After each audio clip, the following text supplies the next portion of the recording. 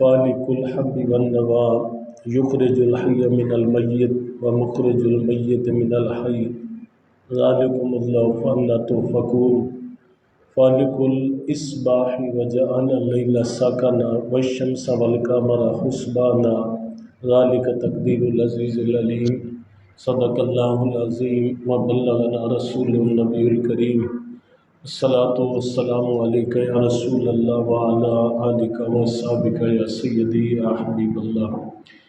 عزت و احترام کے لائق نمازی بھائی اور دوستوں بزرگوں، اللہ رب العزت کا لاتعداد مرتبہ شکر کہ جس کی توفیق سے تعلیم قرآن کی ان بابرکت گھڑیوں میں ہم سب حاضر ہیں۔ سورہ انعام سے درس قرآن کا تسلسل ابھی تک جاری ہے۔ آج کے درس میں آیت نمبر 95 اور 96 95 اور 96 اس کا مفہوم گوش گزار کیا جائے گا۔ اللہ تعالیٰ نے ان آیات مبارکہ میں اپنی قدرت کاملہ، اپنی کاریگری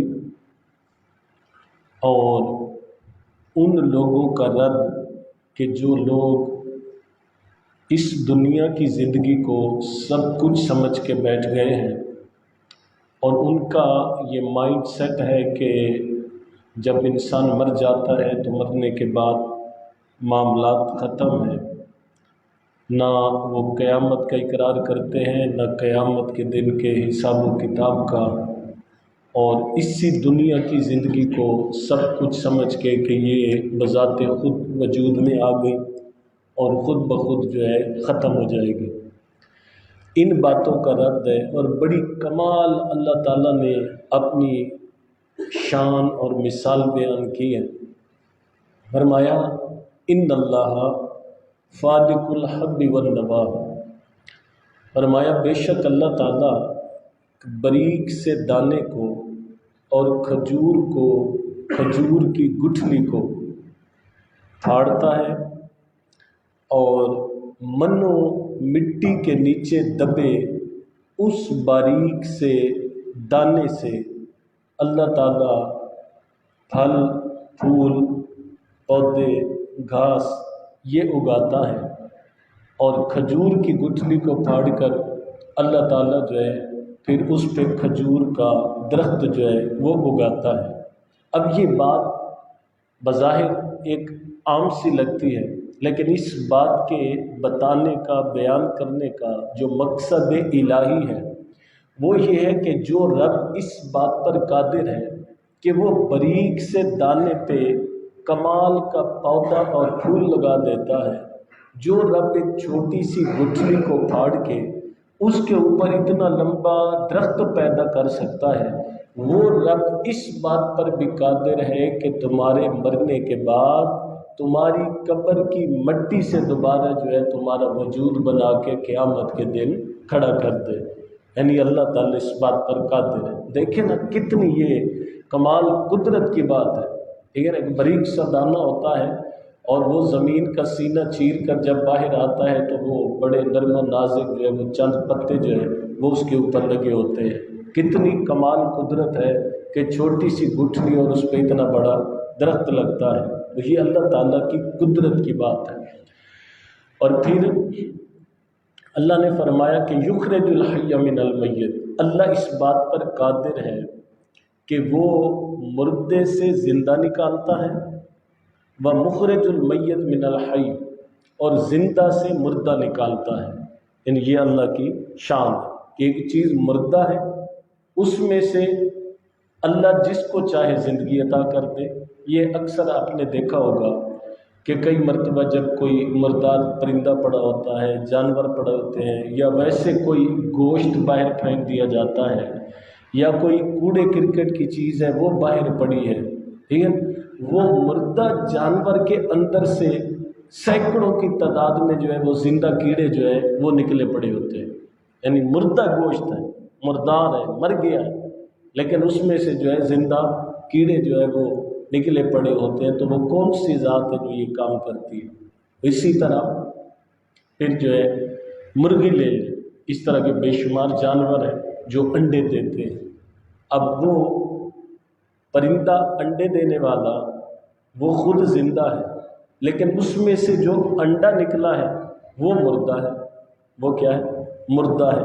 تو یہ اللہ کی کاریگری ہے، قدرت ہے۔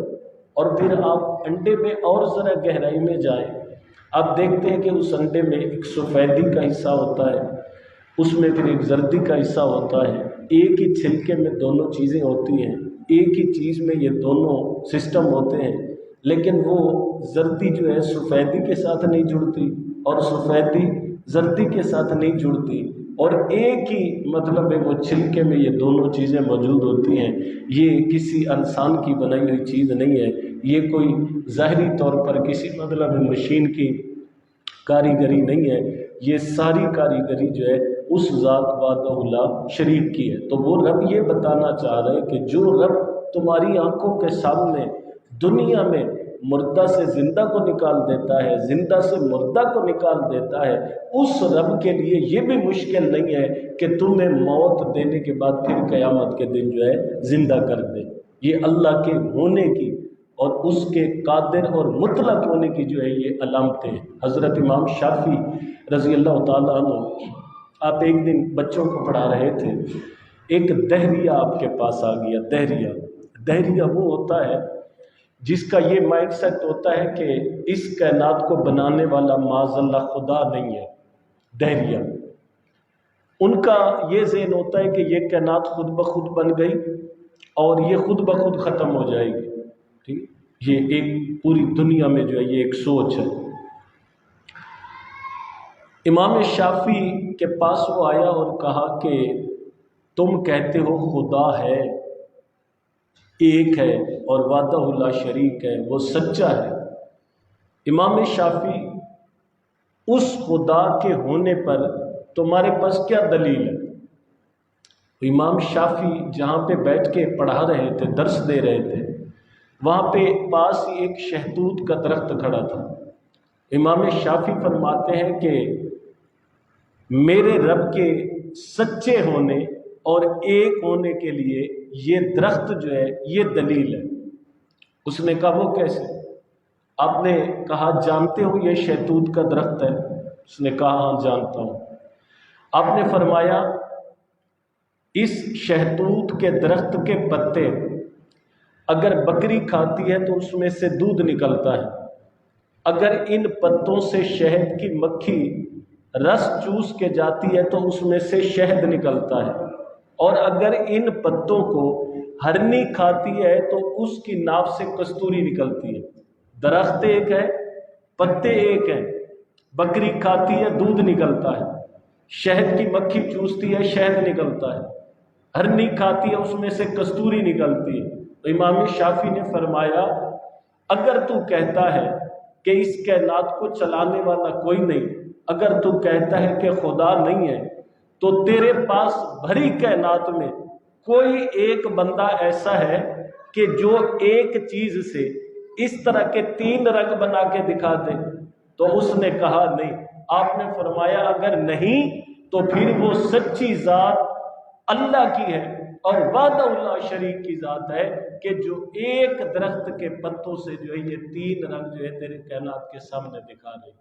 تو اس نے پھر توبہ کی اور اس نے کہا بالکل آپ کی دلیل بھی سچی ہے، آپ کا خدا بھی سچا ہے، اور تمہارا عقیدہ اور دعویٰ بھی سچا ہے، اور آج کے بعد میں اپنے دین مذہب کو چھوڑ کر محمد مصطفیٰ کے دین کو قبول کرتا ہوں۔